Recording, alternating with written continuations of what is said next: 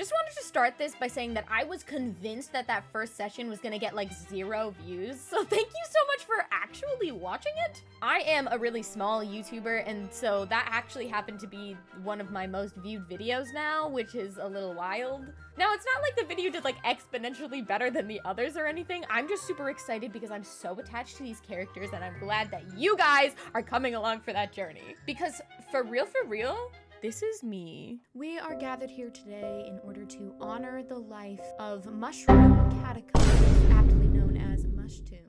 Why is there a gay water genasi, a badass monk, and a emotionally exhausted fire genasi in here? That's oof! But welcome back to session 2! But remember, you're totally okay to watch this in parts. You don't need to watch this in one full setting. You can always come back to us. These videos are so long. I completely get it. And now to head into the games. But not before Hannah-Kate uses their hack of using a fisheye lens to focus their camera. Let me get... Yeah! It's so good, dude. Oh my god. Okay, see. anyway, D&D, my bad. D&D. Okay. And now she's in My focus. bad. Now, Han, if I were to recreate this hack at home, are the eyes a necessary step? Or, I'm gonna be so real, nothing is funnier to me than when Hannah-Kate does that shit. But anyway, let's play some D&D! All right, cool. We're get ready. We're gonna do a recap. Yes, A recap. couple of things. There's a lot of things. We did a lot of things last time. We started with everybody meeting each other. Del learned that Ash was a cleric of death. And then Romy got hired by Ash and Del to be the fighter in the gladiator arena. When they signed up, Romy goes under the name of R. Del is Danny DeVito, and Ash is just Ash, but I also have in parentheses DeVito. Yes. Because I could not remember if that was canon or not. I They think it was canon? floated, but I think it should Slay. be canon. I think it should It be is canon. canon. I think it should be canon. I think it should be canon. Okay. All right, I'm erasing the Ash parentheses. DeVito. We have Ash and Danny DeVito. Oh my fucking god. I need you to understand that one is made of fire and the other one is made of water. And that's what makes it There's some- poetic. It's poetic. Once in the not the arena, but the place underneath where all of like the fighters and the sponsors hang out, Romy met a Dragonborn and flirted and also sassed him at the same time, and they both did it to each other. At this moment, while they're discussing things, Del becomes bisexual because there is a vampire. Mans was supposed to be gay. The vampire woman existed. Never mind. Fuck that. Romy then met a couple of new people. There is, including Spoke, who is incredibly flamboyant. And then in this same interaction, they also rolled a nat 1 and think that Spike is evil and hates them. In this conversation, Romy learns of a murder that happened 5 years ago, in which another gladiator named Hunter was stabbed by a man with a mask that had no facial expressions. Del has a crush on MILFs, but I don't remember how that's relevant. I don't... It's always relevant. Why Yes. wouldn't he? Yes. I think it's relevant. It's Anyway, a core part so... of his persona. After that, Ash and Del met Nim, who is a purple tiefling who runs the library in Willowfell. They get some information about a romance that happened about 2 years ago, as well as last year when Ivan moved up 4 levels, which is near unheard of, as well as the fact that very few people have any issues with Lady Veta, who is the vampire, and Ivan, who is the Dragonborn fighter. So that ended the first day. So we do have a little schedule for you guys. Fight goes as follows. Today is Thursday. It is the spring equinox. In the evening, there is the Equinox Ball. There is no theater performances today. There are two fights for tier 1s. One fight happens before lunch. One fight happens after lunch. The arena is a large open space. What is in the arena has not been revealed yet. It is still a secret until that first fight happens. Del and Ash has gone over to the sponsor box where they're going to watch the fights as well as the other sponsors for these fighters. And Romy, where we first go in, is in the area leading up to the fights where the fighters meet, prepare, adjust their clothing, their gear, their weapons.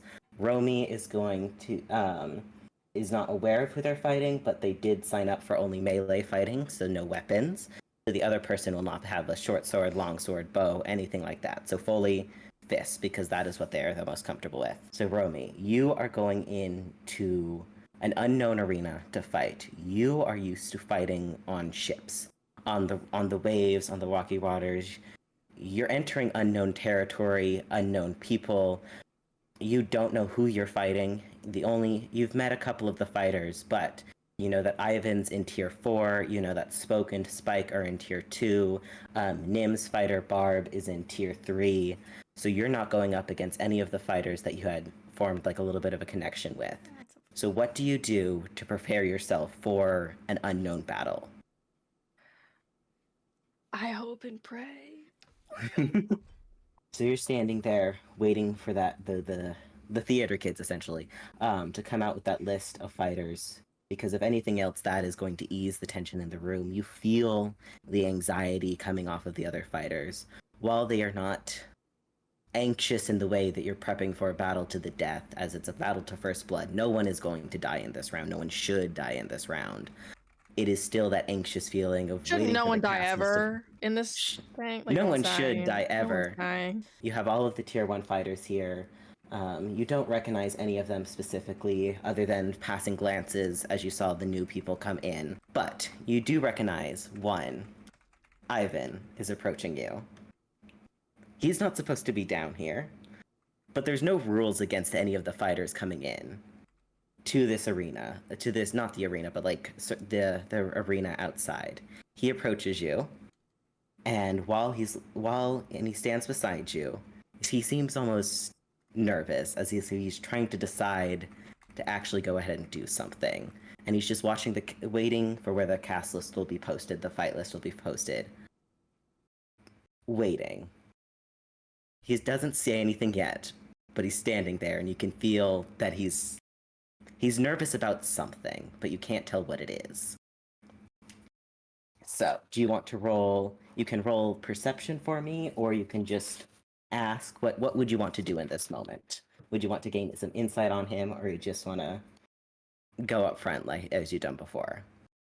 I'll just go up front. What are you doing here? You're not supposed to be down here. I'm not supposed to be anywhere, sweetheart.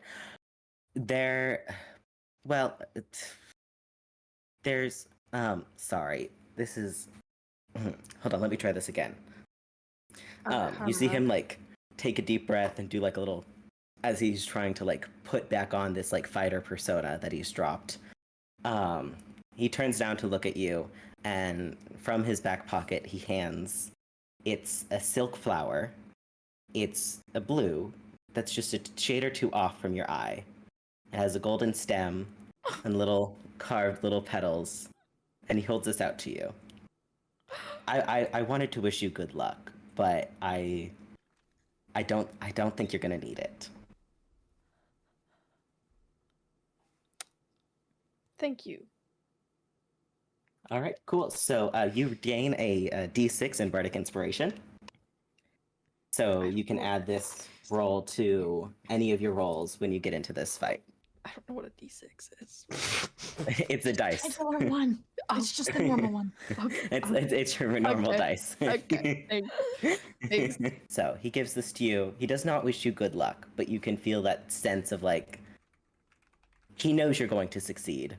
So he does not need to wish you good luck, but he wants to still go through the action of wishing you good luck while also not.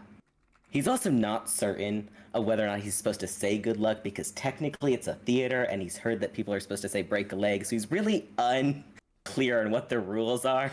But he wants to show that he's rooting for you, but he's very awkward about it. Something about this is not quite in his normal wheelhouse. He gives this silk flower to you. It's handmade. The petals are a little bit misshapen, but it was tied together and for you. And then with that, he walks away and leaves, leaving you here. The cast list, a couple of minutes after this interaction, is posted. And Romy, you're the first fighter. You're not supposed to be. But you What? are. Your name is on the top of that list. What? I'm not supposed to be? What? You're not supposed to be because you're one of the few people who are entirely new, Oh. which means that someone has put in a good word for you to get you onto the top of the list, to have everyone's eyes be on you. So either someone is rooting for you, or they're rooting for you to fail. Oh. It could be one or the other, but you're not certain. Your combatant, however, is Mo, M-O. You look over to the other person who's found their name. It's a man. He's got like fair skin, brown hair, almost like indistinguishable from any other white man there is. But that is your competitor. There's nothing specifically unique about him, but that doesn't mean anything, especially in Melee. You're here. You're the first fighter. As you prepare yourself, as you steel yourself for going into this first fight, having everyone watching you, seeing what you'll do, we turn to Dell and Ash. You guys are walking up to the sponsorship tent. You don't know that ROMY is the first fighter of the season. You're expecting maybe a mid fighter, maybe the last one of the second one, the last fighter of this first round. You know they're in the first round because they've called you up here to sit in the sponsorship tent, and not everyone who has a tier fighter is up here. One person who is Lady Veta. She's Amazing. standing there. She does have an outfit on. It is... Ooh, actually, hold on. Dell, roll me a... Sorry, I'm scared. Well, I got scared. Don't mind me. Actually, both of you guys. Both of you. Roll me history. Yeah, history. Dell, you're gonna get a -1 to that. Ash, you're gonna just get a roll of flat d20, so nothing is added or subtracted. Just roll me history. Okay. 16. 16? Yes. 5. 5? Yeah. Okay. Dell, Yeah. you recognize this outfit, and you have no idea where, but it's bugging you. It's in that back of your mind, the words on like the tip of your tongue where you're like, it's right there, I know it. I do. You cannot recall. You just know that you know the outfit. He would. Ash. Sorry. Whoa. You know that you know it. You just don't know where you know it, but you know it. You know how somehow it's in there. It's important, but you cannot recall it for the life of you. It's me coding. Ash. It's a full ADHD moment. Like, I know this.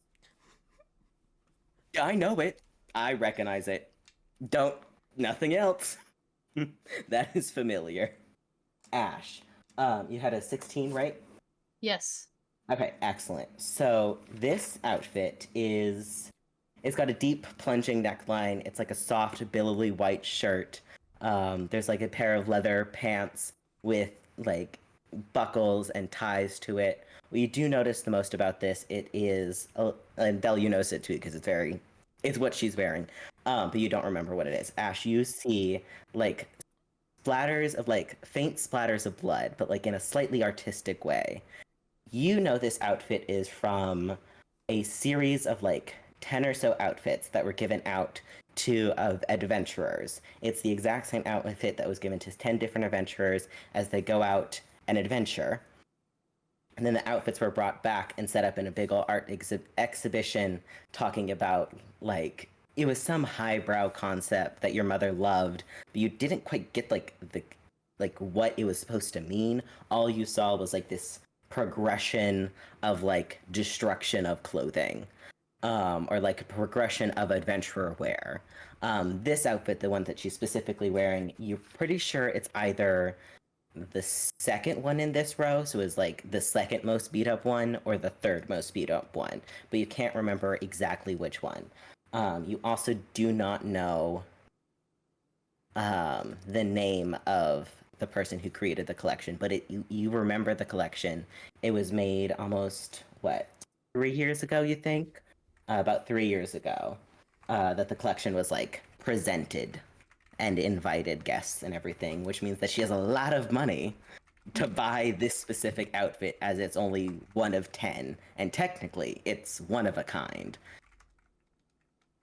So, here you are in this sponsorship arena. You have the other sponsors for other tier ones, and then Lady Veta, there's also another man that you don't recognize as one of the sponsors that you were seeing in the area down below. You assume this man to be one of the people who are actually running the event. He does not. He stands on the opposite end as Lady Veta. So you have Lady Veta on the left, and the man who you're pretty sure is running the event on the right. So what do you do? Who do you approach, or do you just go straight to the middle to see what's going on? No, Dell is completely bugged out of his mind about this dress. He's like, I know this dress. I know I've seen it. I know I've seen it. Like, I should know what this is. Well, I don't understand. So he has no other choice. He has to go up to Lady Veta. Mm-hmm. He's like... You can tell that Dell is very bugged by this and is willing to tag along because they're also curious. Interesting. Okay. Yeah, so Dell's gonna go up to Lady Veta and he's gonna be like, my darling! Your dress today is absolutely spectacular. It's on the tip of my tongue where it's from, and I'm sorry, where did you get that dress? It's stunning. It's from an exhibition, sweetheart. There was a handful of adventurers, not me, of course, but a handful of adventurers that all had like individual outfits. It's very interesting. Do you know about it? It was fairly niche, I believe. Only like the adventurers and their families were invited to see the outfits before, and like a couple of other important people before they were sold off, essentially. I tend to wear it to events like these because I think it's fetching. It fits the mood, if all else.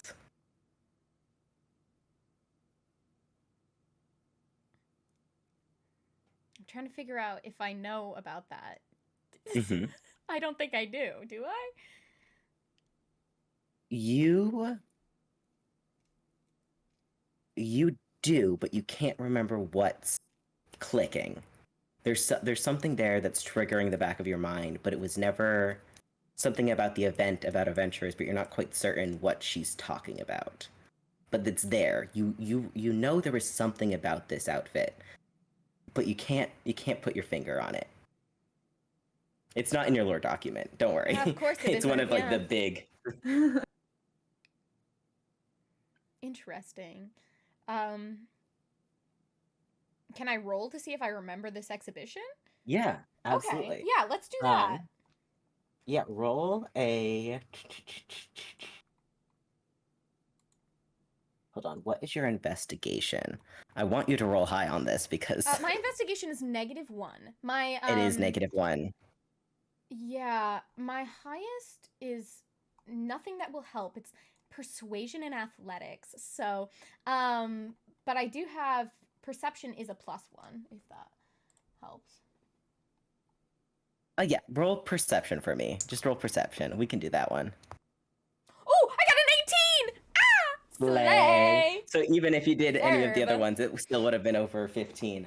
Okay, so you, as you consider her words, it dings in the back of your mind in the way that you walk through a door and then walk back out to remember what you were in that room for. Your mom wore one of the outfits. Mommy! Maz was one of the people who was chosen to go out on an adventure and then come back in one of these outfits. So you were invited to the exhibition, but you did not go. You had other things going on. You had a little bit of training in the background. She went, you remember there was like a big fashion book and she was so excited. She had like a whole tea party and was showing it off to all of her like friends and everything. So while you did not go to this exhibition, you remember your mother talking about it constantly for like a year. You also remember her going off somewhere.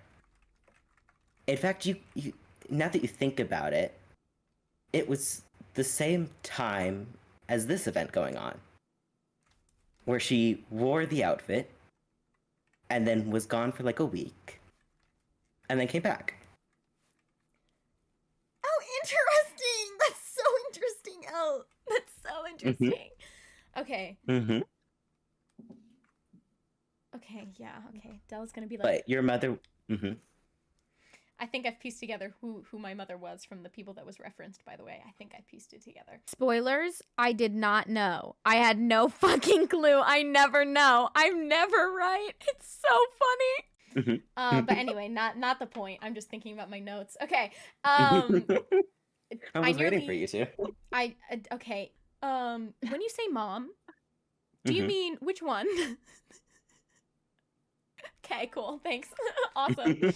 Thank you. That's great. Okay, Dell is just gonna go, aha! That's where I know it from. My mother wore that dress. Oh, that's right, that exhibition. I was invited. I never got the chance to go. Oh, that's very interesting, darling. I believe I met your mother then. I met all of the ladies there. It was one of the most interesting exhibitions of like art and fashion that I'd seen in a while. So interesting that we have a connection there that we never knew of till now. Truly is a small world, Lady Veta. Oh yes. Ash, you went to this exhibition. You don't remember seeing anyone that could resemble like Dell's mother. You vaguely remember seeing there was a lot of people there. There was a lot of people that you did not want to talk to because there was a lot going on and you were kind of going through something at this time, having a little bit of crisis, so you kind of hung up to the back. You vaguely remember it, but you don't recognize Lady Veta in any other way than meeting her here. But you're pretty sure that she's telling the truth because why would she lie if she has the outfit that was sold there? So here you are, standing here, talking with Veta, observing the arena. It opens. The arena opens as the tolls of the bell for the signal for the first fight to begin. The arena opens. There's a couple of levels to it. There's the level up top that opens up into a stage that can be broken down and transformed through funky little magic things, because if theater kids are going to do something with magic, they're going to be stagehands. So there's the theater on the top layer. The second layer up opens up into arena, and then you've heard that the third layer opens up into essentially a place to have like boat fights or magical fighting arenas on that bottom layer. So the second layer to this arena appears. And there's an uproar of the crowd as the scene is revealed. It changes every year. Every year it changes. Last year, you know that there was like a big old snowy escape. The year before that, it was like sparse trees and hills and rocks. Each of the arenas are like mimic different places the world almost perfectly, except for the fact like if you're in a snowy arena, it's not going to be freezing cold, just because they'd rather not have frostbite on their fighters. This arena opens up, and there's two sections. There's a beach. It's sandy, a couple of like different different sand particles, like a soft tan. On the edges, it leads to like a little bit more of rocky areas. And the other part of it, it dips. Below, there's water, like a deep blue, almost of like the deep seas. Artificial, of course. You don't get that kind of like deep, dark blue without some kind of like magical there. And in this part of the sea, there's a ship. It's half of a ship, cracked in half, almost. And half of it's gone, the other half is at a tilt. There's part of a mast and like the captain quarters here. It's a dark wood. It's new because it's been made for this arena. ROMY, as the gates open and you see this arena, you see the ship. It flickers for a moment in your mind. It's almost familiar, too familiar. You know that ship. You know, like the carves of the wood in your mind's eye. You can see the places that you broke the edges of the railing and it had to be fixed and repaired. This deep grooves cut into the mast. You can see them. You know this ship. It's your ship. And then your gaze flickers as your heartbeat chills. forcing yourself to remain calm again, because it can't be your ship. That's sunk. It's in the waves. There's no way that it's here in the middle of a landlocked city. It's the wrong color. It's the wrong wood. But it's your ship. You walk out because you have nothing else to do. You can't turn back. You're the first fight of this tournament, and Mo appears from the other side. You're standing face to face in this arena that is familiar, yet unfamiliar. You don't know what's going on. You don't know why that is your ship, yet it's different. It's wrong, but it's the same. You're standing here, face to face, and we're gonna roll initiative. Romy, Dash, and Romy, Del, and Ash. Sorry, I smushed you guys together. Dash! Oh my, no, not Dash. No. You do Romy and the DeVito's. Romy and the DeVito's. Everybody is gonna roll initiative, and then let me know what order how we end up. So What am I rolling? You are rolling a D20, and then in your character sheet there is going to be. So this is when we pull up character sheets. We're gonna go. It's up. So there's right next to AC. That's gonna have a number. The box right next to it is gonna be your initiative. So that is going to be a plus whatever, plus or negative whatever. I need you to say that again, because you cut out. Sorry. Okay, there's the shield logo that has your AC, and then there's the box right next to it that says initiative. There's either going to be a negative or a plus to it. Okay. So you're going to add that to whatever D20 roll. So roll your D20 and then add your initiative.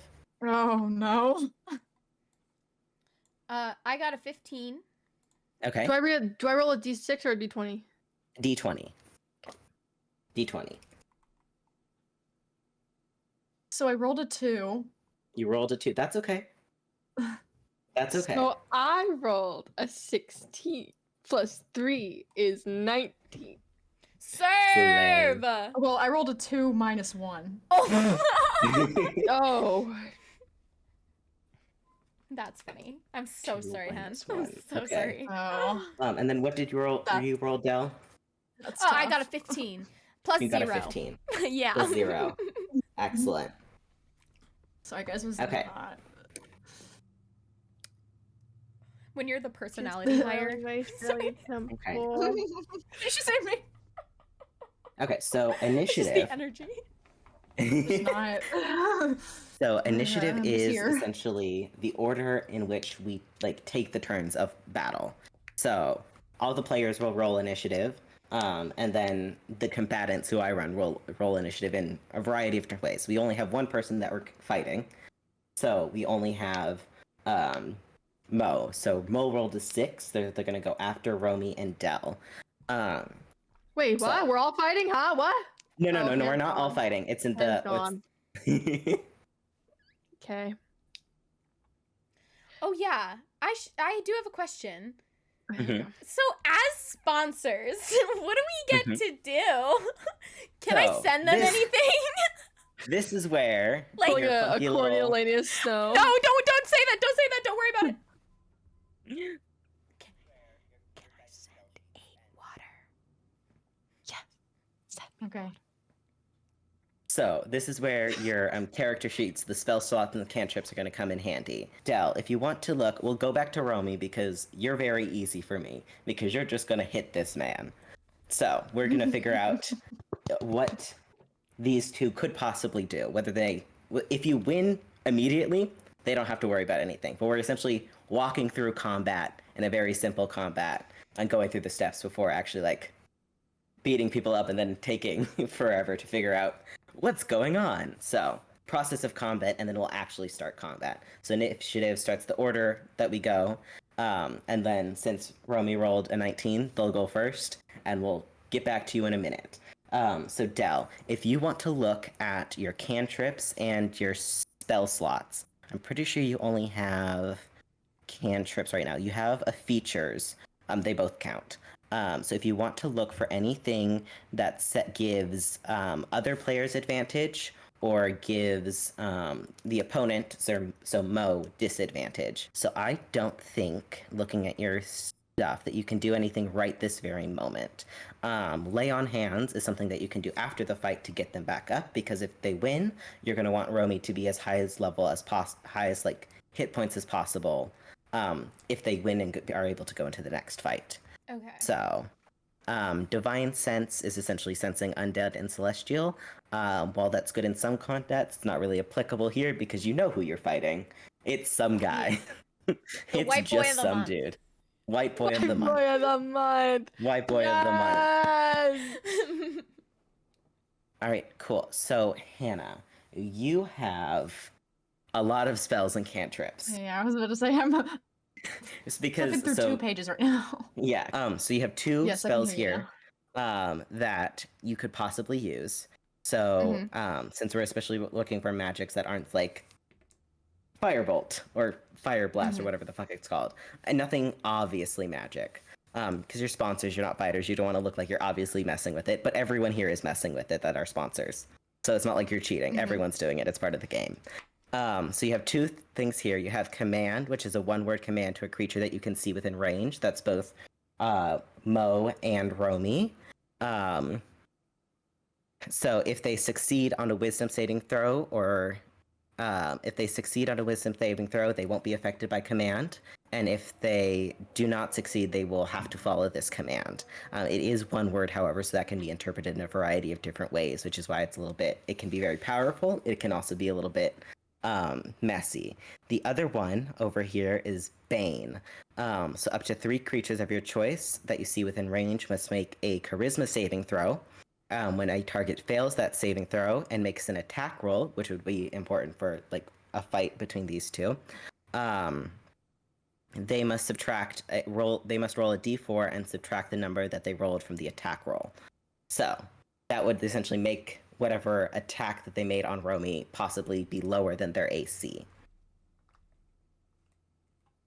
Cool. So when we get down to you, we'll go over it again. But we're getting familiar with all of the possibilities ever.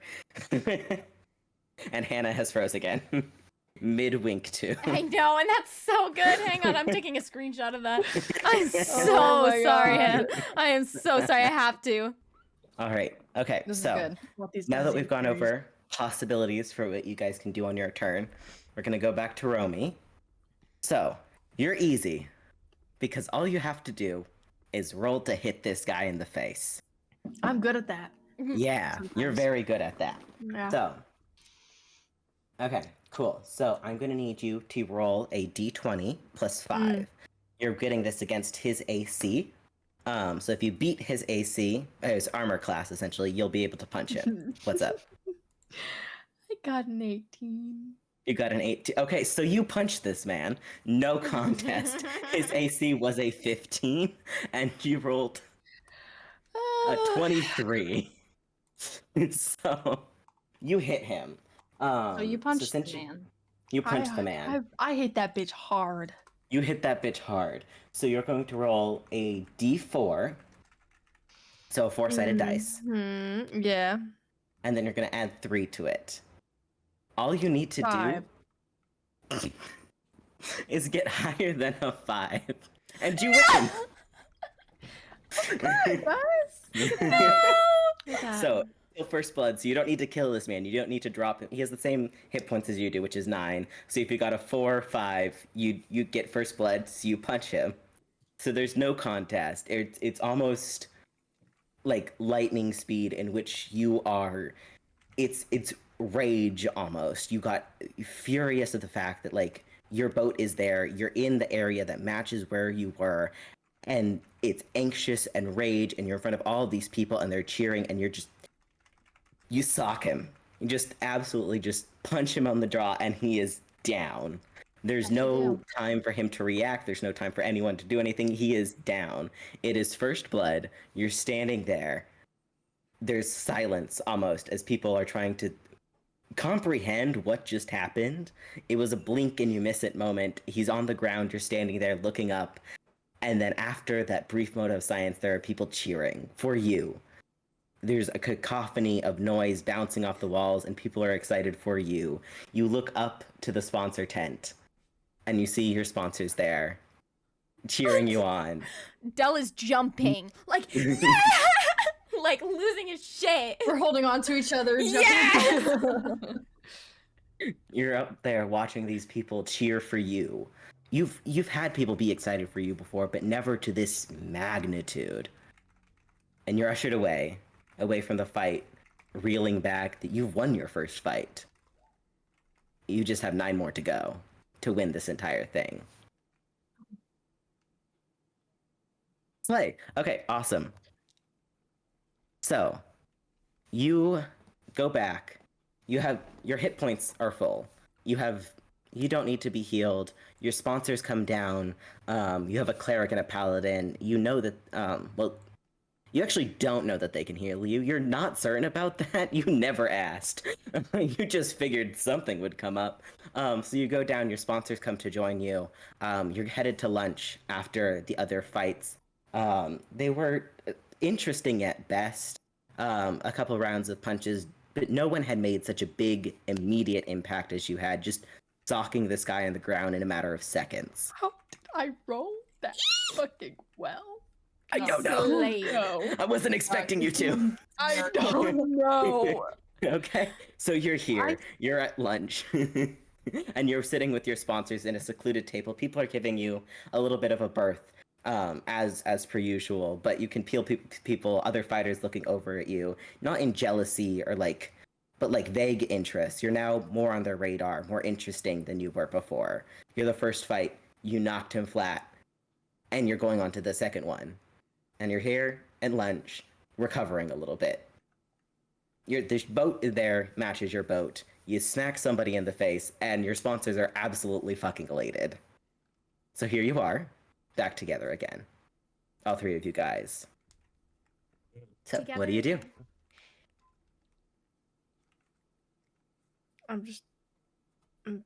Romy's spaced out at the table. Just Ash is speechless, just sitting there like this. We all know Dell's Oh my talking. gosh, what just I just happened? gotta figure out what he's saying. Okay. Dell, he is very animated as he's talking. He's really excited. He's gotten really into this. I'm not gonna lie. He's like, this is everything to me. And he's talking. He's like, okay, so I'm thinking for the next battle, you're going to crush them. I mean, you already wiped the floor with the White Man of the Month. What's next, right? What do you guys think? whatever.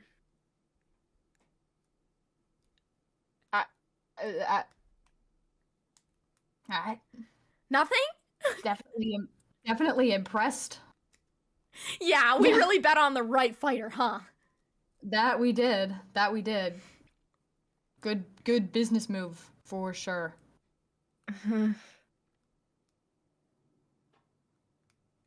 Romy's just like spaced the fuck out. Like, Can I no. do I have to roll to see if I notice how spaced out Romy is? That depends. Romy, are you trying to beat Romy's this- not really. No, not really. Romy's Yeah. just like blank Mhm. slate. If you want to roll a perception check, roll a perception check against Romy's. Wait, no. You roll a perception check. Romy, you roll, I think technically, if you don't want him to know, like, if you didn't want him to see that, like, first initial moment of shock, roll me a deception check. Otherwise, just, D20? Yeah, D20. It's D20 plus... It's D20 plus 2, and then your perception is plus... actually, technically, it's insight, which would be plus 1. Yeah. I got a 6. Slay, I got a 9 plus 1, so a 10. A 10. Yeah. Okay, so you saw that moment, that first initial moment, because your eyes were only on Romy as they entered. You saw that initial moment of, like, concealed panic. It wasn't obvious. Like, if you weren't paying attention, you wouldn't see it. But you saw that moment of panic, of, like, that in focus on the ship. before it turned into fuel to sock somebody onto the ground immediately. Okay. How you awesome. bring that, you're figuring that this is probably why they're a little bit closed off, maybe just the shock. You know they're a little bit more introverted than you are, so it could just be the amount of people, the amount of tension that is suddenly on them. They could win, you're certain of that, but you don't now know if winning this game is as important as winning any other fight, because it's a game more than it is a fist fight. So it's up to you if you want to bring that up to ROMY, and up to ROMY how they respond. But you saw that initial moment of concealed panic when they saw the ship. Okay, and I know it's because they saw the ship, yeah? Because they were... You're pretty sure, but you're not like Okay, absolutely fine, I know certain if it's that or if it's just like, oh, there is thousands of people watching me. What the fuck? Mm-hmm. You know, ROMY, it was a very interesting arena, didn't you think? It's always so exciting to see what they unveil. Yeah, interesting is a word. I mean, absolutely beautiful, that ship. Didn't you notice it? I did. Just a fucking pirate ship to me. Oh, okay. Yeah. Then it must have been the crowd that was making you so nervous, huh? Nervous? I wouldn't say I was nervous. Maybe it was the adrenaline. Yeah, that Wouldn't has to be say it. I was nervous, but whatever. Sure, yeah. Mm-hmm. The adrenaline. Dell is Why like did I look doing nervous? his thing where he's like eyeing you, and you know that he's thinking and he's analyzing. Why are you looking at me like that? No reason. I'm just excited to see this next fight. I mean, the power that you exerted against that man. I mean, I had a feeling you were good. I didn't know you were that good. Thank you. Your sponsors believe in you. Yes. Appreciate it. Ash's whole conversation is just like sitting there listening to them be really tense towards each other and just like not really sure what to say, but just observing. ROMY knows that it's tense, but they're just not very good at conversation anyway, so they're not like putting in much effort. Dell's just doing his thing, you know? He's just doing his thing. He's just looking. He's figuring things out. He's trying to figure things out. All right, cool. Lunch ends. People scatter off. ROMY, you head back to that area outside of the arena to prepare yourself again. You don't notice it in the background, but you see that there's a brief argument with one of the other with the fighter that you're going to fight, who's fighting with the other, not like physically fighting, but arguing with the theater kids running this show. They're fighting with them. You hear something about weapons versus fists and whatever. Ultimately, it does come down to the fact that you're the most interesting thing over her. She fought in one of the mid fights in between. You haven't heard anything about her yet. Her name is Adele. She is, you see, like, goat ears, a little bit of horns. She's not a satyr, but there's something, like, off about how she's here. Like, her nails seem a little bit sharper. Her eyes are more slitted than they would with the satyr, which would have, like, the horizontal pupils. Some kind of, like, shifter, not quite what you think at first, but something weird about her right there. Can I roll a perception check? Yeah, absolutely. I don't have any. Do I? What's my perception? I don't know. 2. +2? +2. I got a 9 + 2 is 11. 2 is 11. Actually, wait, hold on. Technically, hold on. I think you have a higher 1 second. I'm trying to bump up your score because I'm 1 second. It is. Okay, your insight is 4. We're gonna roll more insight checks for you because you have Okay, a higher cool. insight roll than anything else. So your Should insight I is roll an 4. insight? No, you're good. We'll just put 4 instead of the Okay, 1. 4 and 9. So it's gonna end up being 13. 13, yeah. So 13. So this Adele is a shifter. Not a changeling, but a shifter. Essentially, she's able to take parts of animals and use them in her form, but she cannot fully transform into something else. So she's taken all of these little bits of creatures, of animals, and using them to her advantage, like the big old horns for fighting, the slitted eyes for, you think, terror more than anything else. Sharpened claws for scratching. She seems a lot more confident with the sword on her hip, but she hands it over to the fighters because this, again, is a melee fight. Because people are interested in you, and you've only signed up for melee fights. By the way, Romy is so scared to like let everyone down with this fight. Like they had no idea they had that much rage in them to take down Mo. They had no fucking clue that would happen. Like they knew that they like were good, and they said last session they said like I'm gonna fucking win. There was nothing behind that. just letting you know. And I now would there protect is. Romy. Nothing. I will protect Romy with everything that I am. Everything that I am. That is baby right there. That, like, I don't care what anybody says. Hello. You're Just do the blurry. thing. I know, I'm just gonna do this thing again to see if it'll come back. I don't want to get up close and low. We just continue this session just like I'm this. here. Come back, please. Hair dye and dragons, except Ash is trapped in a fishbowl the whole time. Real. That's funny. Come back. Is it this You know, one? My hand is in Is it this focus. fishbowl? Dell's secret Yes. plan is to put Ash in a little Please. fishbowl and shake Please, it around. I'm blurry.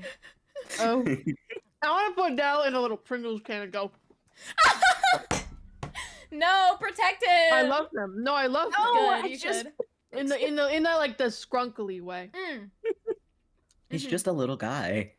Mhm. He's I'm just just a gonna little have guy to sit doing here little and guy be things. blurry for a second. Is what's It's gonna okay. happen. Mhm. That's okay. Oh shit! And Romy, you still have that bardic inspiration. You didn't use it, so you still have it.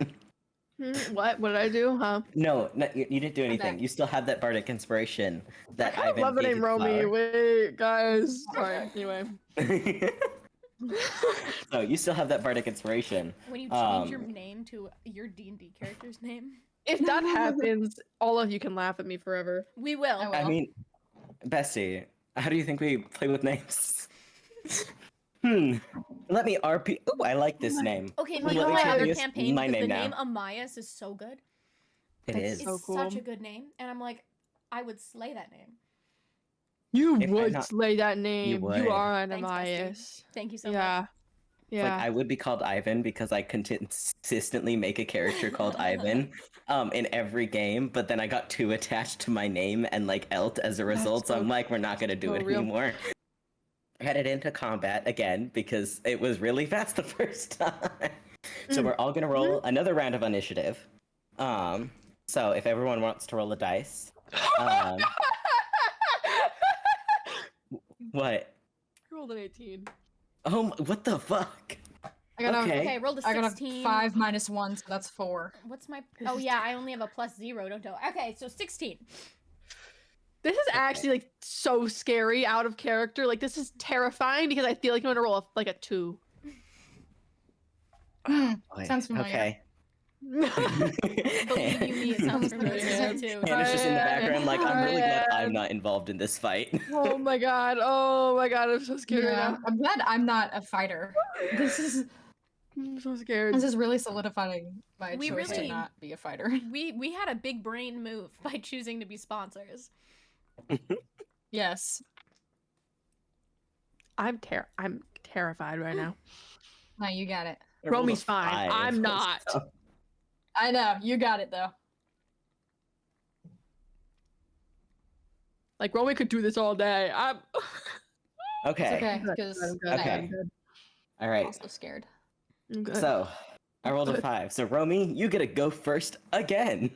Yeah. Okay. Yay! Okay. Awesome. Yay. So you are gonna roll a d20 Mm. plus 5. I swear. I swear. The plus No 5 way. is insane. I got a 16. Okay. Uh, so their armor class is 18. So you rolled a 21. Mhm. Sir. Okay, so So, roll me a d4, a plus 3, and then 2, honestly, 3, 5. 5. Okay. You're not gonna fight again. Roll me that that d6. 6. Okay. You win again. Their hit points were 12. I upped it this time. Because I'm so scared right now. I'm so scared. So That's you so win funny. again. You win again. I upped their AC, their AC and their hit points. But I'm like, you have the bardic inspiration, and it's just gonna go to waste if we don't have you beat someone up with it. So here, Okay. you stick to we the beach just be again. winning. You just be winning. You just be winning. I just be winning. You I just be winning. suppose. So here you are. It's the last fight of the day. You stick to the beach, away from the ship. Your back is almost turned to it, and she runs at you. She's mad. She can't use her sword. She has to fight with her fist. You know that you can see from like her stance, the way that she moves. She's incredibly easy to knock out. You see that when she comes up to fight you, like she plants her feet in the sand, but it's unsteady, it's uneven. She wobbles a little bit, and in that moment where she's trying to gain her footing on the slippery sand, you absolutely fucking sock her again. Just uppercut to the jaw. She flies backward, like spooked almost. You see like her hair almost stands up a little bit like that little, like a little fawn animal that's gotten like surprised. She's taken these like bits of like prey and predator, and in this moment she's the prey. She's lost. She won her fight earlier, but she lost to the absolute focus that you had, because there was nothing else other than this fight that you needed to win. You didn't need to win, you didn't need to play, you didn't need to play with your toys, you just needed to win. And she's on the ground. And this time, people are not as surprised. There's no like brief shock because they were waiting, they were watching. It was almost like a stillness as you got back onto this beach, ready to fight again. People were watching because they knew last time they missed it. And here you see, as she lays on the ground and surrenders, the sound of cheers rise up again. Your sponsors are in the stands cheering you on because they believe in you now. The only person that doesn't is yourself. So here, you turn back, you're still at full health. The only person you were able to do it without any help. You know that in these next 2 tiers, it's going to get harder because the people that you're fighting here are either on your level or under. But as you get higher, people are going to get stronger. That's how the game works. That's how the gladiator room works. You get higher and higher levels. You know that you have to win this. But you've already passed day 1. There's only 4 more fights. Only 8 more fights to go. So here, you come back. Your sponsors cheer you on, and you go back to dinner, to eat, to talk again. Just that absolute surprise for everyone again. You've won. What do you do? How do you feel, Romy? How do you feel? in this moment of silence, of stillness again after winning 2 fights in a row? I'm surprised. I didn't expect it to happen twice. I don't know what I was expecting, but it wasn't this. And like the cheering is kind of unsettling in a way, but something about it feels good. Just not. Romy's really not really sure how to feel. They look kind of bored, but they're still kind of like just calculating and getting to know their surroundings, still wondering about the ship. They're very, very off put by the ship, but like they're trying to brush it off and make excuses for it and ignore it, but they keep thinking about it. But they're just kind of surprised and taking it all in. All right, awesome. We're back at the table with Del and Ash. You're here again. The second time that you had gone. Sorry, excuse me. The second time that you had gone up to that sponsor stand, Lady Veta was not in it. Nor was the man from earlier, the one that you think was running the place. But the other sponsors there were cheering you on as well. They were excited to see Romy's fight. You did not feel any kind of like ill intent. They know the game. You did see in a few of their eyes that you don't think that like look of like, oh, I've lost. Like, I don't think like this. If your fighters did not pass the first tiers, they would not be able to continue on to the second. Only 2 are able to continue on to the second, and it is Romy, and it is Bess from earlier, the 2 fighters from tier 1, that you were able to move on to the second tier. You know these 2 names, and you're waiting to see what happens, what to do later on in the day. So you're at dinner now. There's a little bit of a break, and then there's the Equinox Ball at the end of the night. So what do you do? What's your plan? Are you going to put your faith into Romy just winning, or do you want to play this sponsorship game that you've been hearing of playing with like the people, the wins, trying to prove that not only is your fighter good, because now it's been proven, but they also have the storyline that people can follow. What's your plan?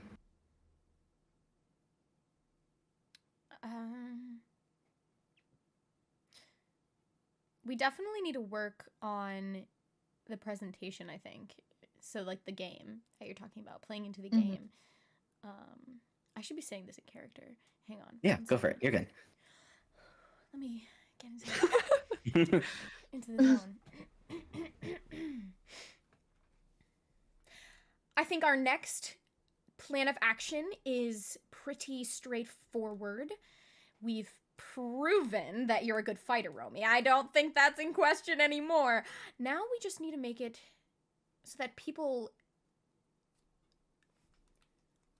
like you, for lack of a better term. I suggest that we go around and we potentially speak with some of the sponsors, some of the fighters, potentially work your way up in their good graces. How do you want me to do that?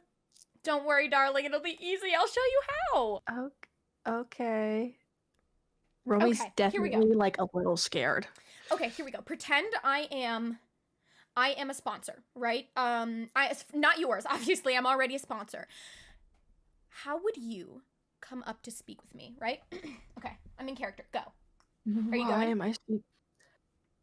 Are you going? Hi. Just hi. Okay, can we take it from the top, but maybe a little more friendly? Some oomph, if you will. Why am I going up to that? Why? I don't need sponsor. I already have a sponsor. Why am I going up to them? It's all part of the game. You can't just be a good fighter in things like these. You have to win the hearts of the people. How do you think your friend Ivan did it? He's not my friend. How do you think your not friend Ivan did it? What's the right? Okay. Okay.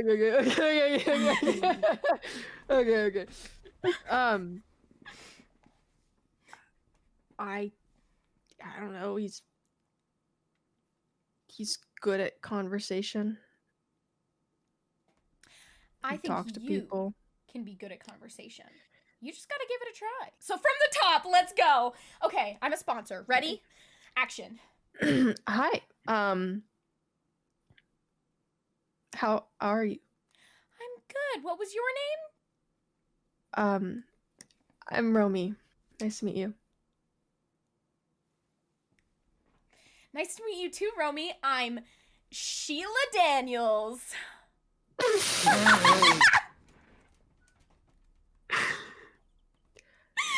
Nice to meet you. Do you have a fighter? I do. Little Taylor Swift.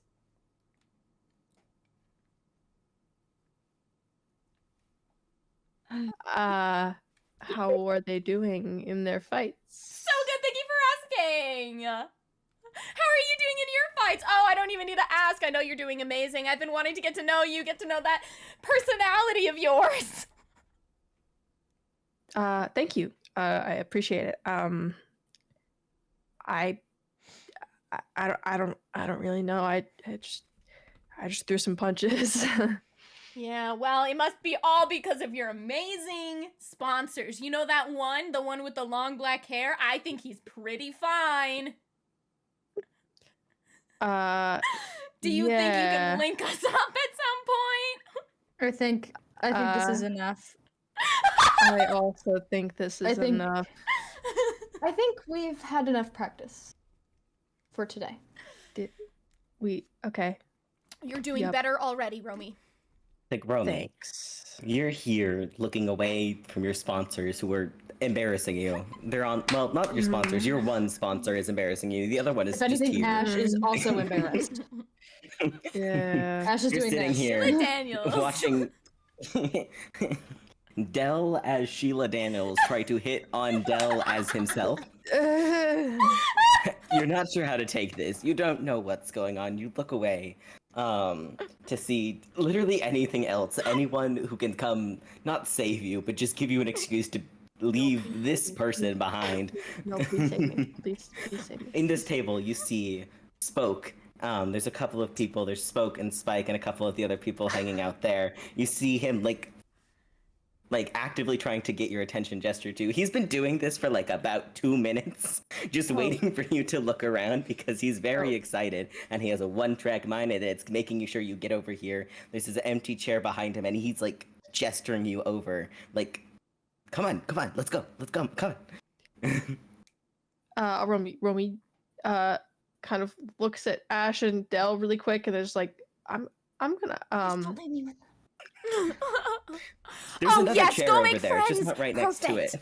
And then I'm gonna lean over to Ash and I'm gonna be like, they grow up so fast.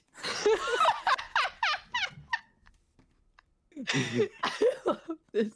Ash looks beyond annoyed and embarrassed in the moment. Just like this, head down, hoping that nobody witnessed what just happened. Yeah. Romy just like gives them a nod and goes over to Spoke. All right. Kind of like nervously. Cool. So you're over with Spoke. Your sponsors are left at the table. We'll come back to you and Spoke in just a second. Dell and Ash, do you have... It worked, guys. That's my secret. So That's funny. fucking. Oh my god. Okay, keep going. It's so good. It worked. It worked. Nail image. It did work. So Dell and Ash, you're back at this table. Ash is trying to retreat back into their internal selves and turn into a little ember of flames because something happened and you're not sure how and it spiraled and it has been 5 seconds. So you're here. Dell, you're here. You can you still have some time before you need to start getting ready for the ball tonight. Your fighter is off talking with other fighters, and you're very proud of him because not only did he win, now he's making friends again. Good job after whatever scene that was. So you guys can go here. It's exactly. It's something. You guys can stay here at the table. You can go try to talk to some of the other sponsors. There's also that rec room down below that you guys can explore, hang out for a little bit before you need to start getting ready for this Equinox ball. What do you guys do? What do you want to do? I definitely want to talk to some more people. What about you? I would also like to talk to some more people. All right, cool. So there's the sponsors that you've talked to before. There's Nim over in the corner who's talking stuff over with Barb. They're kind of like tucked into a little corner and going over some things. It's not that they don't want to be bothered, but they're not open like they were yesterday. They're a little bit like in that half closed off things where they're like clearly talking very quietly to each other, but not wanting anyone to overhear them. Not that you couldn't approach them, but that's what they're doing at this moment. There's another table with a large group of sponsors. There's like 2, 3 maybe chairs open. It's in a larger half circle, as well as there is a table of like a 4-seater table over to the other side of like where you're at right now that has two of the chairs are filled and the 2 others are empty. It's open. They're like talking. They all have like their little drinks and dinners with them. So your options. You've got Nim, who you met before. You've got 2 people on the other side of the room, and then you have a larger group of like sponsors, and you think a fighter or 2. You do not see Lady Veta. She is not here. Ivan is also not here. You do not see either one of them. I miss her. I miss Ivan. She's being busy. She's got things to do. I love that Ivan is whipped busy with a woman. It's my new favorite thing in the entire galaxy, and I need miss everyone him. to know that. I miss him. Sorry, I'm just gonna like mute. You're good. Okay, so Del is gonna look at all of the options, and Mhm. it's another one of those moments where he's suddenly calm. Like Sheila Daniels is gone. This is Del. This is Del.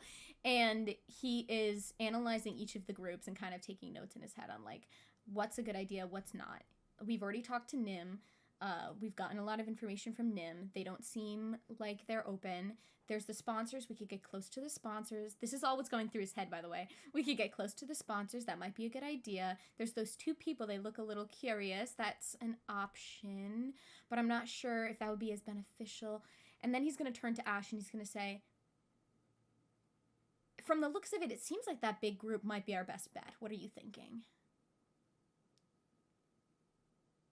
Say the same thing. Look at us, a nice team. I love when things work out. Okay, let's go over there. Before we do, what is our plan? What are we trying to get out of this? Guess just information. Maybe some stories. You're right. I'd like to get to know some more ideas about what's happening in this next fight, who ROMY could potentially be up against. Yeah, that's right. Look through your notes, El. Yeah. I slay. Okay, then Del is going to walk up to the table. And he's going to be like, "Hi, are these seats taken?" All right, cool. So you're greeted by a red tiefling with big horns, golden little earrings, little face paint markings Is that this the one go. that you gave us the picru of? When you said that, I'm like, yes. Oh my god, I know. I have them. So red tiefling. She's like, no, of course. Like, welcome. You guys. I haven't seen you before, but I'll give myself 3 guesses on who you guys are. Ready? Okay, of course, absolutely. Well, either you lost horribly, and now you're here to lick your wounds and just try to figure out what else you're supposed to do for the rest of the week. Or 2, you are the sponsors of R. Which one is right? You Or like caught you're us. lost. You caught us.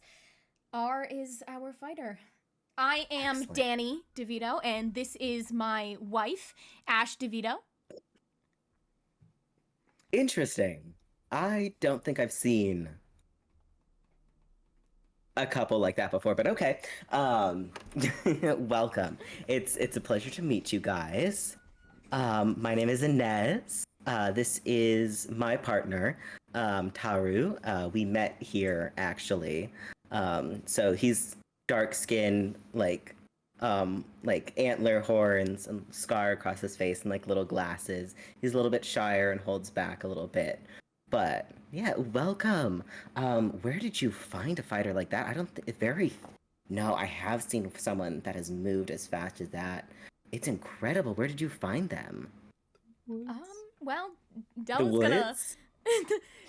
Della's gonna kind of like side eye Ash, like, just go with it, just go with it.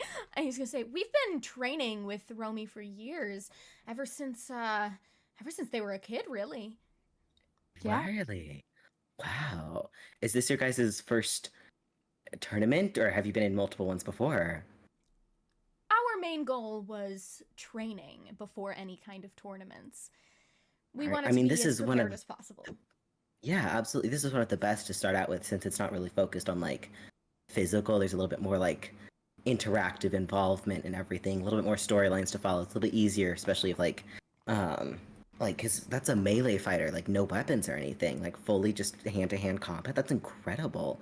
The only other like purely melee fighter here is it's Golden is the only one that's purely melee. Like mine, Spoke over here, swords, mostly just swords.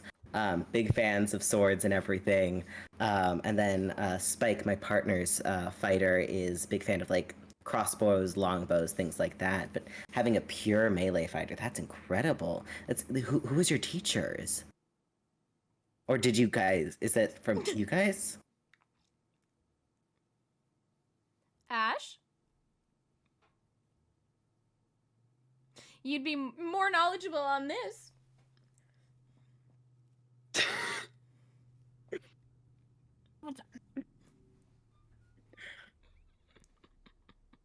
Ash is currently stumbling over their words right now. Okay, cool. Can you roll me deception checks? Me? Both of us? Both of you.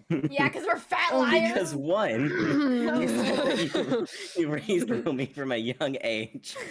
Y'all are 20. Oh my god. Everyone is 20. I forgot about that. We're lying about our ages. They don't need to know we're 20. We're just young. We just look young, you know? Yeah. God. And also, What am I rolling? Okay, yeah. Hang on. a Let me get my sheet. deception. out. I Oh my god, I have deception +4. Don't worry, guys. you do. I have to look at my thing. I got two. It's gonna be so funny. I'm scared to look at my thing. I'm gonna make a big You bag. have a deception +1. +1. A so- +1. And I'm rolling perception for both Which is Inez good. and Taru. So it's 2 against 2. Okay. So, what did you get? I got. I just rolled it was supposed to be the d20, right? Yes. Okay, so I rolled a 17 +1, that's 18. Okay. What? They're what? I got a 13 +4, which is 17, Okay. right? 4, 5, 6. Yeah. Sorry. So basically, on both of these dice, I need to roll under a 17. Hello, God. It's me, Mushtomb. Is it a Why are you laughing? So, it's a 17, isn't it? It's a 17, isn't it? Inez rolled a 4, Yes! Come on. but Taru rolled an 18, and he has a +4 as well to perception. So knows you guys are lying. God damn, But I thought we Inez, were however, so sorted. is so certain that you found a kid in the woods We did. and then raised them We're to be also a melee children. fighder and then got married at some point when both of you guys are not melee fighters. Yep. How would they know? It's just a crazy coincidence, isn't it? Romy is not aware of any of this. Thank God. And They you keep two are crying. speaking to spokesponsor as Romy speaks to spoke. Oh my God. I feel like this This is was gonna not a this is lie. gonna blow up in our You face. guys I mean, Like, probably, you're but you know what? It's for the Uh, storyline in it. Oh my God. So, Mm. Mm, Mm. Wow. mm. This was a really good choice that you made. I make only good choices. Okay. See, this is why you don't let me play a character that runs things a bit. oh god, I knew I was doing something when I gave you a +4% for deception. Okay. So we're lying. You're fully We're lying. lying out of our asses. Inez, the one talking to you actively, believes you full-heartedly. Okay. Fully believes anything you're saying. And her partner doesn't. At all. Okay. And you cleared none of this with Romy. Don't worry about just it. to reiterate, they were found in the woods. Mhm. And then raised by you two, who are married, and your last name is DeVito. Yes, we are the Which DeVito's. means that Romy is, I guess, Romy DeVito. Okay. Romy is So not we are a family aware now. By of the way, any of Romy would be so pissed about that. But Perfect. Romy doesn't know. You're our Thank child. God. Congrats. Pray and thank God. So, So Can Unless I it's wow. try to Uh-huh. save this by seducing? oh my god. you want to roll. In front of me? You're what? Listen, polyamory, it's a thing. In front of In front your of Oh my god. chosen No, wife. not just in front of your partner, in front of So in their front of partner. your wife and in front of I forgot they were with their no, partner. I would love Cancel. I love want you to do it. it. So Please. glad I'm all the way over Please, there. I am letting go So of the reins. glad I'm over there. No, I want you I to am roll. letting go of the reins. This is What all on Mr. DeVito. now. Okay, yeah. Just roll. Just Maybe roll, can I just say not seduce but charm? Can I go Sure. that way? Yeah. Okay. Slay. Yeah, go What charm. am I rolling for? Just roll a charisma +2. Because I don't know where else this is not seduce, but make you her like you. When she already believes you about adopting a 20-year-old and you were both 20. I got a 10 plus 2, which is a 12. I got a 12. This is really good, guys. We're doing so well. I'm just here. You Yeah. I can't. I've let go of the leash. No. You're running through the mall amok on your own. Remember the meme. I'm not on the leash. I never was. I'm not even holding the leash. I'm No, they going should be on the crazy. leash. Romy and It's Ash are the ones We gotta holding the fix leash. this. Yeah. We put you on It'll the leash get there, after our but it'll, practice like- conversation. Yeah. We're gonna. now we're Del gonna- is an enigma to me. He's an enigma to me. Every time I play him, he changes, and I made his character so I could do that. So have does a really this good idea. I does have a this really good character like us or not? Yeah, I got a 12. She does. She loves She you. does like you.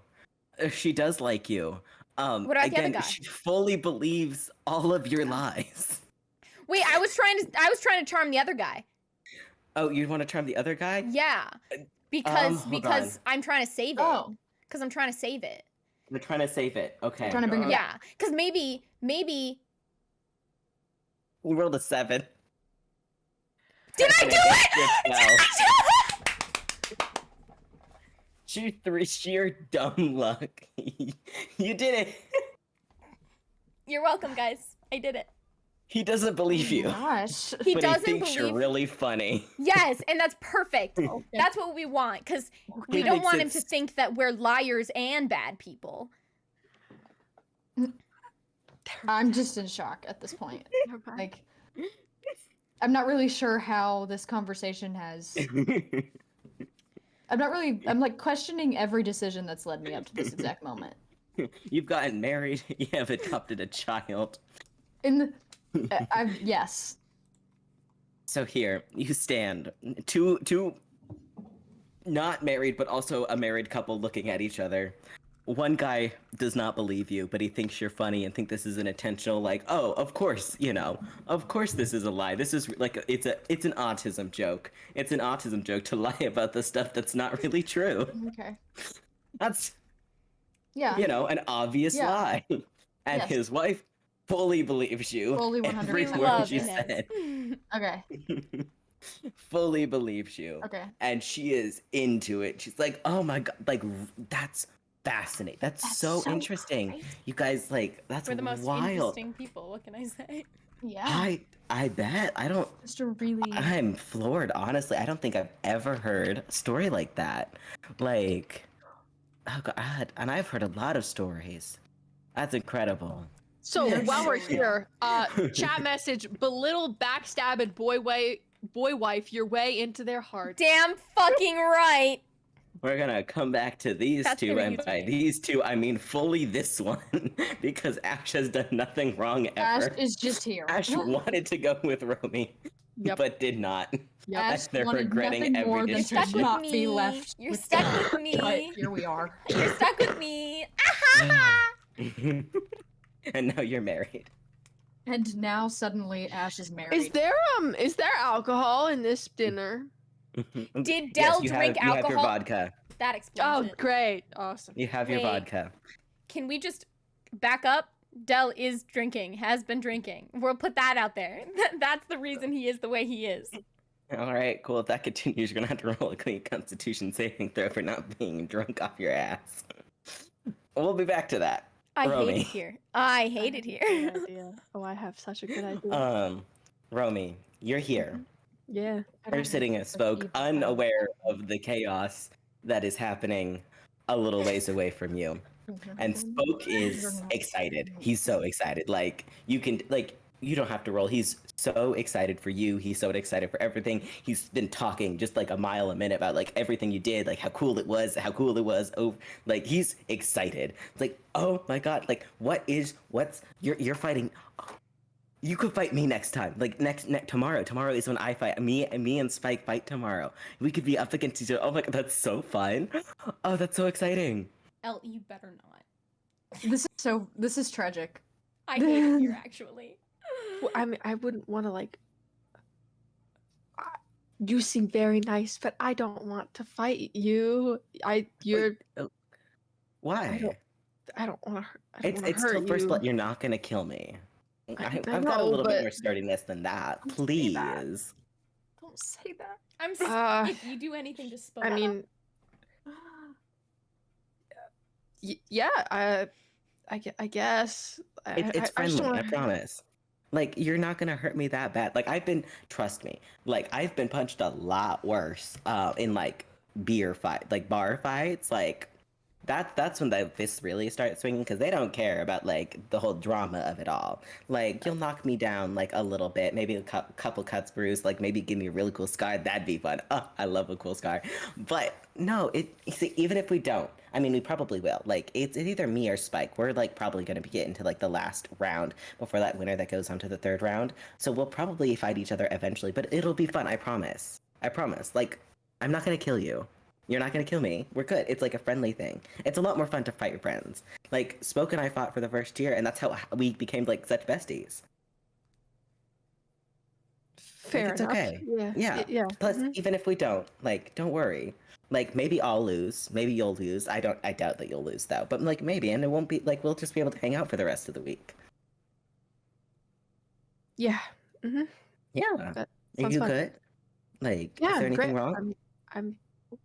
I'm fine. It's a lot. Like, especially winning 2 fights back to back. Like, and the speed that you did, like, it's a lot. So don't worry about it. Like, sorry. I tend to be a little bit too much. I'm just so No, excited.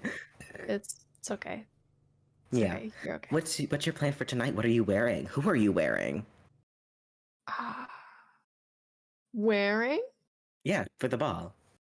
It's not like you don't have to be super, super fancy, but like a little, it's like fun to dress up and everything. So like, what's your plan? Like, I mean, everyone's, well, not everyone. Well, mostly me and like maybe a couple other people. But like, you're like the fighter of the day, like the night, and like you're the first fight of the night. Everyone's got your eyes on you. So, do you not have a plan? So at this point, Romy's like just like super confused, like realizing now they're poor as shit. They got nothing. There's nothing.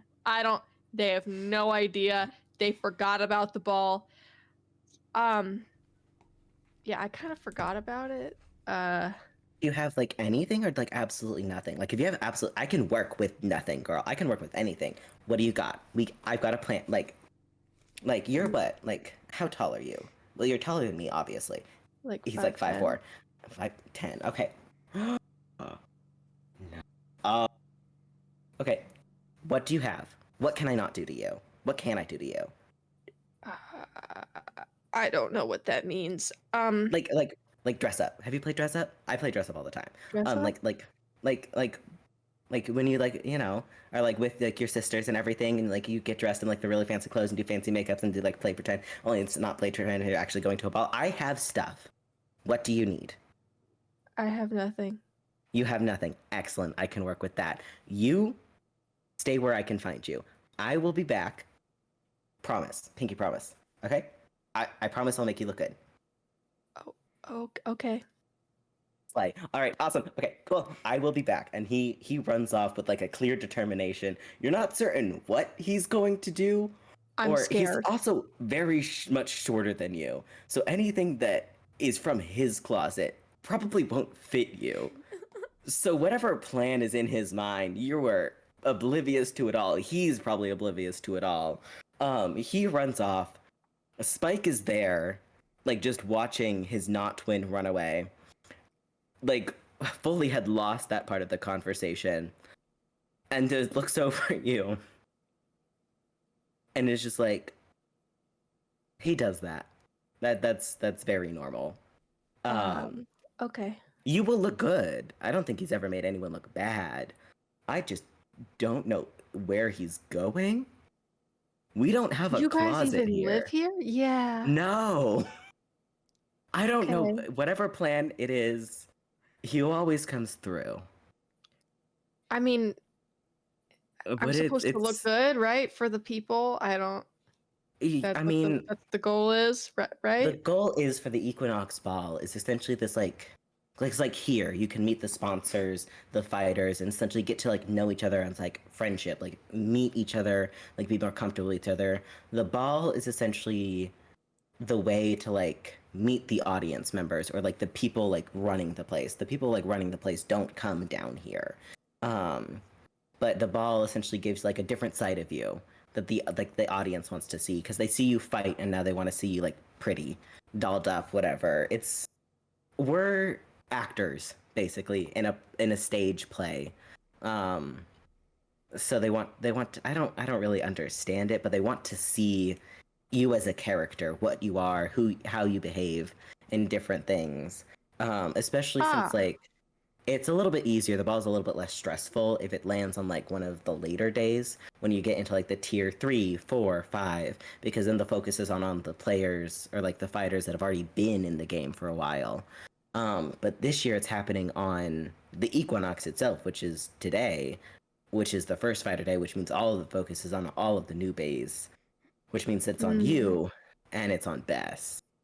That actually makes a lot more sense now. A character. What you have going on, like the speed that you were able to knock out Mo, who's fine by the way, like he got healed up and everything. He's a little bit pissed, but I mean, you get knocked out in the first fight, anyone's gonna be pissed, but not at you. I think just at himself. Adeline, on the other hand, is not happy. I don't think we're gonna see her again for the rest of the week. She might have left. But so you've got this thing going on where it's like a brutal kind of efficiency without being like more like rage, like barbarian, but like just it's incredible to watch. It's so fast. Like I was watching early, like that first fight, I missed the punch and he was on the ground. So the second one, like I tried to not blink because I didn't want to miss anything, and then in that same speed. It's incredible. So whatever you want to do, you have your character in your hands. You don't have to be like a flirty little guy like Spoke is. Like, you can be whoever you want to be because you have that power already. Because people know that you're brutal. Like, they know that you're fast and efficient and good at what you do. So whatever character you want to play, you've got it. They'll eat it up. You're the underdog of the season right now. They just want to see who the underdog is. And with whatever Spoke's planning to do, you're gonna draw eyes. Whether or not you want that, just let him know before he actually starts doing stuff. Because once he gets going, like, you can stop him obviously if you don't want things done. But like, No, he's excited. I'm actually looking forward clearly. to it. I'm actually, yeah. No, I'm actually looking forward to it. That's good. It's his favorite part. He likes the people aspect more than anything else. But I'm excited to see what he does, see what he comes up with. Because where is this man going? I couldn't tell you. And what if he ends up rating the backstage theater costumes? I'm not here. I'm not here. You weren't here either. We don't know what happened. Of course. Yep. Romy All right. kind of is like lightening up and like kind of they're kind of relaxing into it. They're like they're kind of downing the vodka and relaxing into it and like Sir. Yes, sir. Okay. All right, cool. So you're here chilling, waiting for Spoke to come back with whatever. Where he's going, no one knows but him. Who knows? He just knows that you're taller than he is. And that's it. That's fully just it. But he's got a plan. You've given him So we turn back freedom. to these two, who are not flirting with who are the not married couple, not flirting with the married couple, but lying to them and also charming them. Charming. We hear What a combination. it's a messy situation that Dell is the only one that got them into this mess and is pulling them out with sheer dumb luck. They're here. They're excited. They've been talking about like the fight, how things are going, what your plans are, what their plans are. They've been here since like 5 years ago, and their plans have always just been to enjoy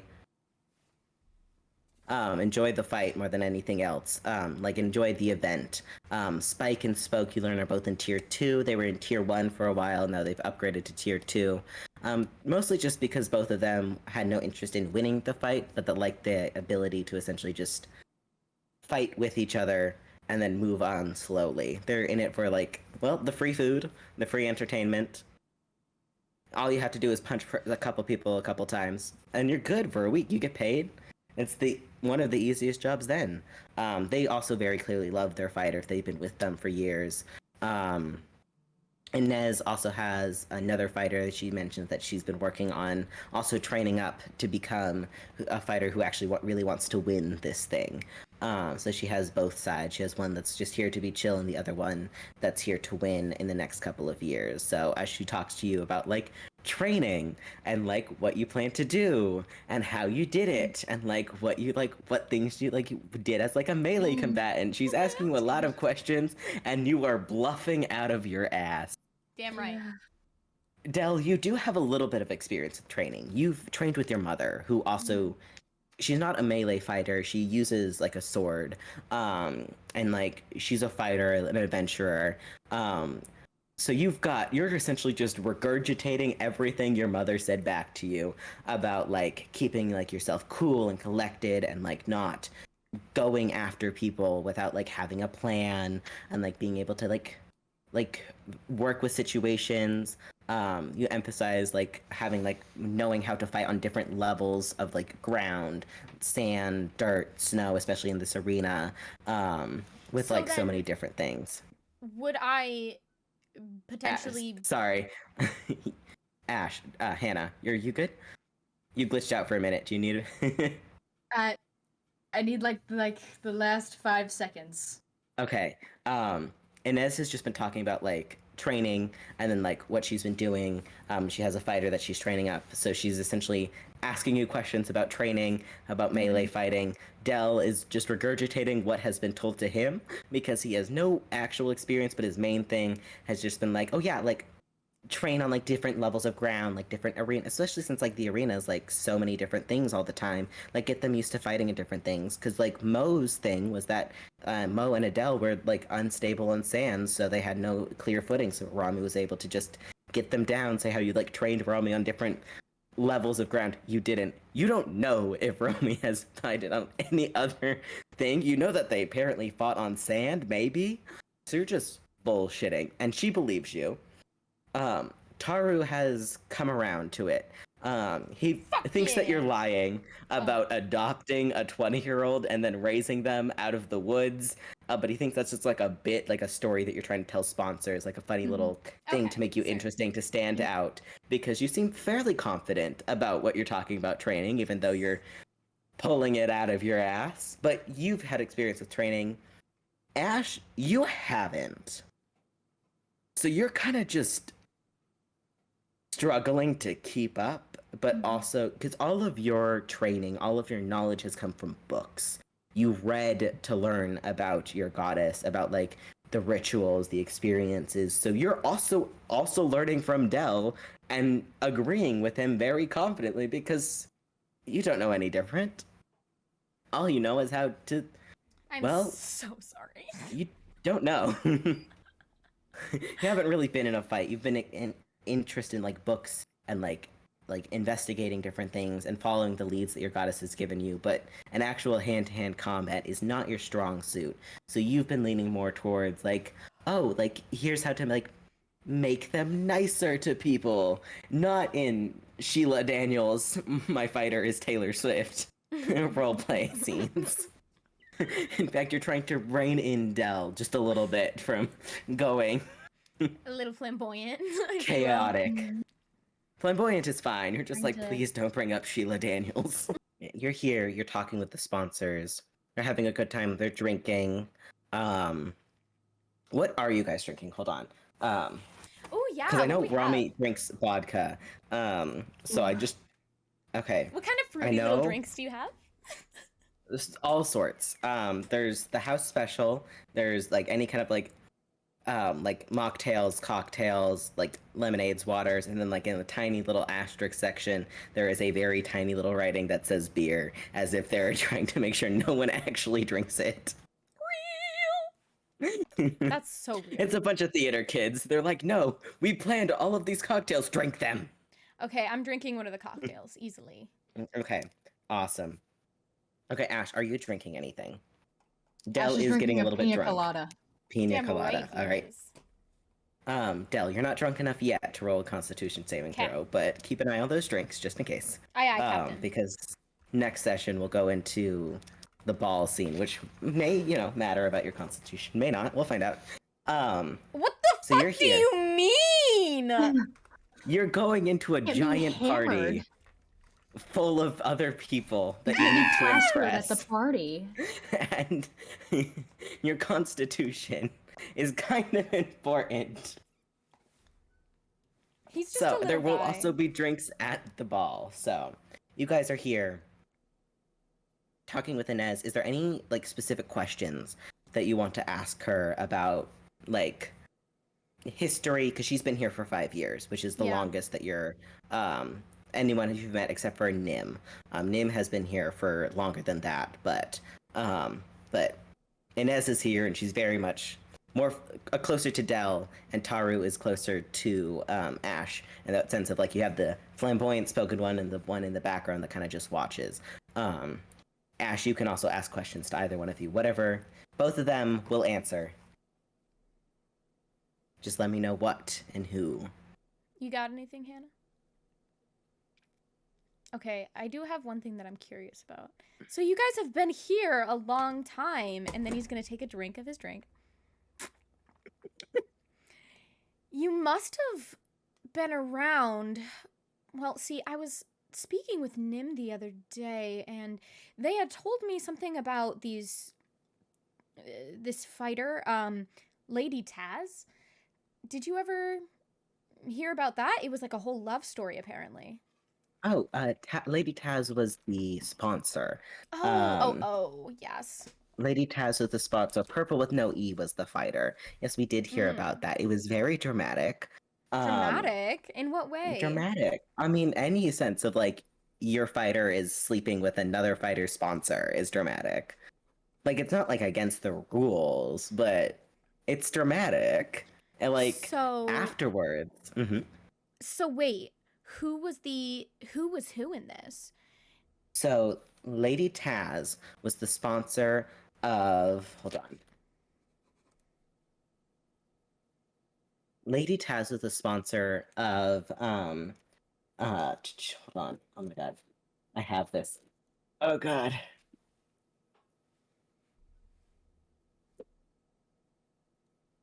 So Lady Taz was the sponsor of Nicholas. He's still fighting today. He's in tier 3, I think. He has a new sponsor now. And then Purple with no E. Purple, but like the E was dropped off, but everyone just called him Purple with no E. His sponsor was some guy. He was gross. I didn't really like him, so he didn't really matter. Which is probably why Purple was like, fuck that, and slept with somebody else's sponsor. Nicholas is fine, though. The Purple sponsor just never came back because it's embarrassing. But yeah, they got together. They have a little kid. She's a little cutie, but they're off. They live in Zegerheim now, I think. I don't know. They move a lot. From what I hear, they're kind of that like adventuring couple. So yeah. Do you know them? I don't know. Do I? Maybe I No. No? You do not. Damn it. Not in the slightest. Damn it. I was so wrong. Okay. Okay, then I'll say Oh. no, Mhm. I just love.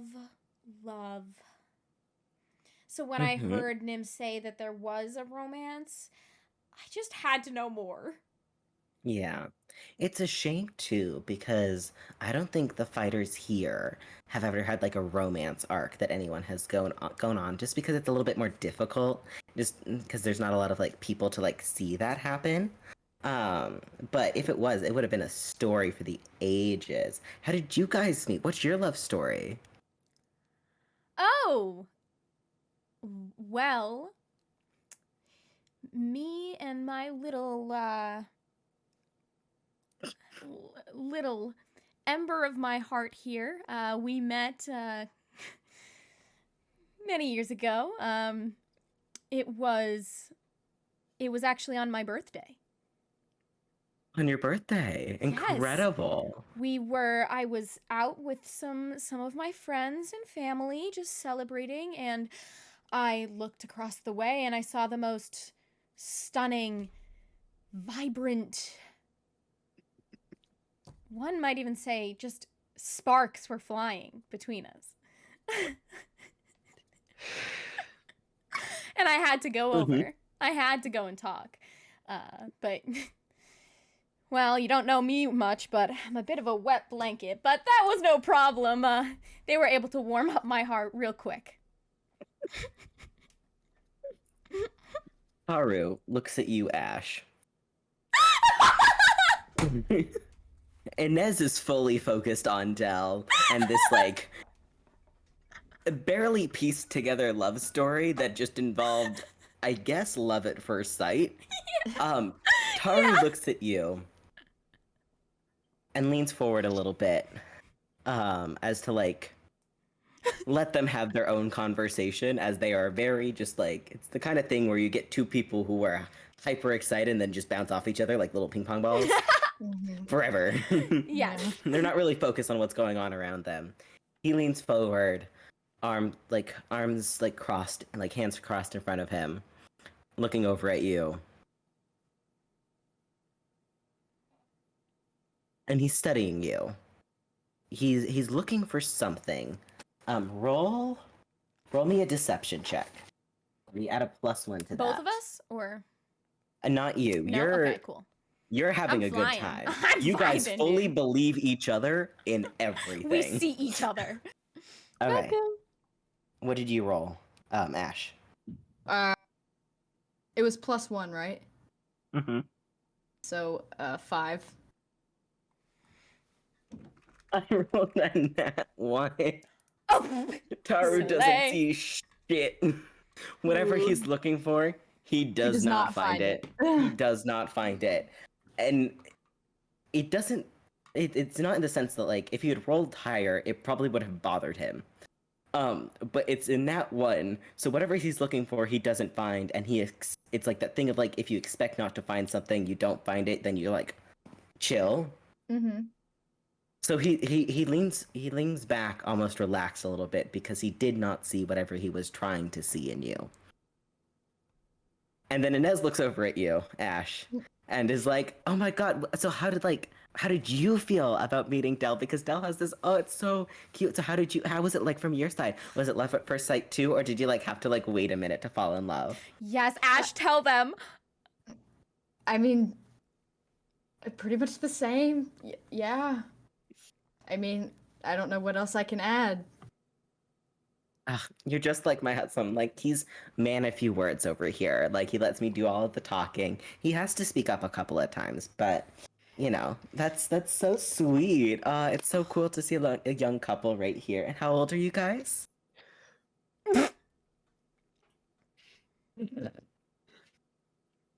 Wait, I got this. Oh, please. You know you're not supposed to ask a lady her age. Don't be asking me that. We're all ladies here, girl. Don't worry. I just want to know your skincare routine. Oh. I find that hydration is the best thing for my skin. I just wanted to see how deep you'd go. God. And what about you guys? I mean, you guys seem so sweet. What's your story? Oh, you know, like we met here. Spoke was my fighter right here. We've known each other for a couple of years. We heard that the Willowfell like gladiator tournament was going on, and I had because Spoke was like my friend's like child. So I was like, hey, like, does anyone want to like? Because I just wanted to like view it because it seemed really fun. And Spoke was like, hey, I want to fight. Love him to death. Ugh. Boy of my heart. Like practically my own, basically. So we took I showed him a couple of things because like I used to be an adventurer back in my day too. So I like taught him a couple of things like how to fight and everything. Like, you know, freshening up on some skills, and then like we went over to the gladiator arena, and since he wanted to fight, I was like, sure, of course I'll sponsor you. So we came, and then Spoke ran into Spike first. So they fought together, like they were each other's first fight, and they looked the exact same, which was wild because they did not know each other in any sense of the way. So I was like so curious on like what was going on. So I like found it like Spike's sponsor, and he was the cutest. And like she's like blushing hardcore, like her skin is fully red, and it just gets darker red at her cheeks because she is very much in love with this man. I found him, and he was like this edgy, broody bad boy type thing. And like so I went over and we started talking.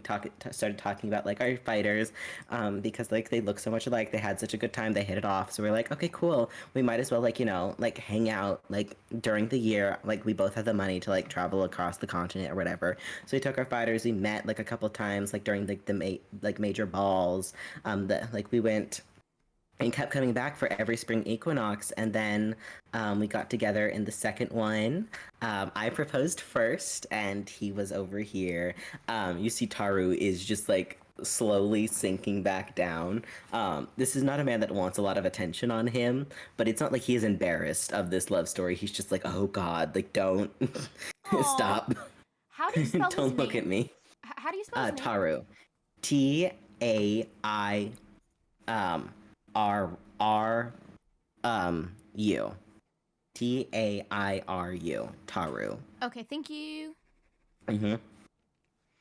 But yeah, that's us. We just met and kept meeting, and I may have made sure that we kept meeting, but you know. Ah, you're a What is it for love? mastermind. Just a little bit, girl. You talk with Inez for a little bit. They get up after a little bit. They get up to go get ready for the ball. They've got Inez talks about her little dress that she's got ready. It's like has got these fun little like flame designs on everything and gold jewelry and everything. So they go off to go get ready. Dell and Ash, you both split off to go to your own separate rooms. You do have separate rooms. You go to get ready. Ash, you've had your outfit planned for ages. The moment that you knew that the Gladiator Arena was happening, you'd look at the schedule. You knew what you were wearing. You'd packed it. Like everything has been laid out. It is pressed and dried and ready for you. Dell, you had an outfit prepared in the back of your mind. But here, sitting on your bed, is a little package. On it, there's a little note. It shimmers with an almost like ethereal kind of like paper, as if it is something that knew what a present looks like, but like doesn't actually have access to mortal wrapping paper. So there's a note on top of it. You also have that package. Which one do you open first? I'm opening the package from my god.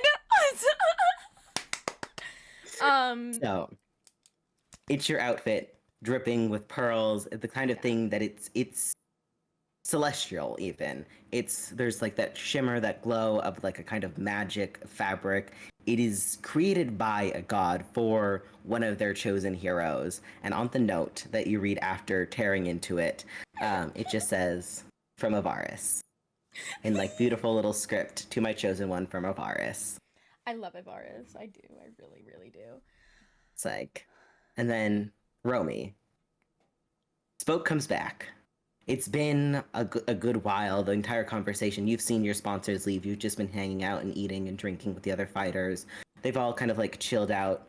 You can see that a lot of them are a little bit nervous for this party going up. You've essentially, other than Spoke, the other fighters at the table are a little bit more like you. They're a little bit more reserved. They're not big flamboyant people that are like actively ready to like talk to people and like be a performance and everything. Spoke to looks like to be like this guy that's like the face of the party of this little group of fighters. So you all eat, essentially recoup your energy to get ready for this party. Spoke comes back. He's excited, like he's shaking, almost vibrating with energy, and he reaches over to like he offers his hand to you and says, come on. I have it ready. Oh my god, I'm so excited. Come on. Oh, okay. Mm-hmm. All right, awesome. He takes your hand and you run, and he like practically drags you. This man has a mission. You're following behind him. You go into one of the larger rooms, one of the double rooms. A Spoke and Spike do share a room.